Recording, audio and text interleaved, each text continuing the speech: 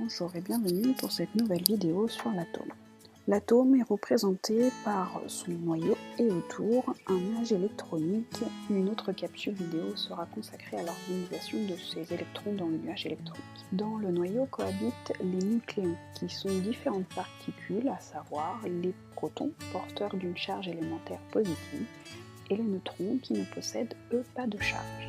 Ils sont respectivement notés petit p et petit n.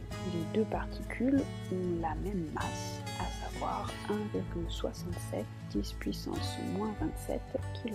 Un atome étant électriquement neutre, il y a autant de charges positives que de charges négatives, ce qui représente le nombre d'électrons qui gravitent autour du noyau. Concernant la représentation de l'atome, on utilise aussi un symbolisme de l'écriture AXZ, avec X étant le symbole de l'élément chimique, A le nombre de nucléons et Z le nombre de protons. On utilise aussi le grand N qui représente le nombre de neutrons. Il se trouve en faisant la soustraction du nombre de nucléons moins le nombre de protons. L'élément chimique est donc nommé par son symbole qui découle de son nom et noté par une ou deux lettres, sachant que la première lettre est en majuscule et la deuxième lettre toujours en minuscule. Pour plus de détails sur les différents éléments, voir la capsule sur le tableau périodique. Un élément est caractérisé par son symbole, mais aussi par son numéro atomique, noté Z, le nombre de protons. Si Z change, alors l'élément change. Par contre,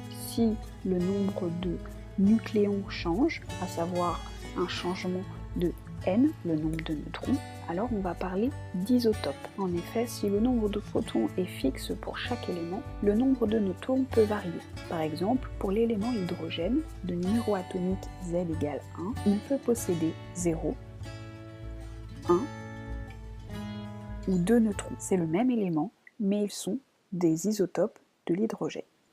Si l'on revient au schéma utilisé précédemment, il faut noter qu'il n'est pas du tout à l'échelle. En effet, le noyau a un diamètre de l'ordre de 10 puissance moins 15 mètres, alors que le nuage électronique est 100 000 fois plus grand, 10 moins 10 mètres. Et comme les électrons ont une masse beaucoup plus petite que les nucléons, 9,1 10 puissance moins 31 kg, soit 1000 fois moins lourd, cela implique que toute la masse de l'atome est concentrée à l'intérieur du noyau. On dit que le modèle atomique est lacunaire puisqu'il est composé d'énormément de vide. Cette capsule sur le modèle atomique est maintenant finie. Je vous invite à poursuivre l'explication des atomes avec l'organisation du nuage électronique et la formation des ions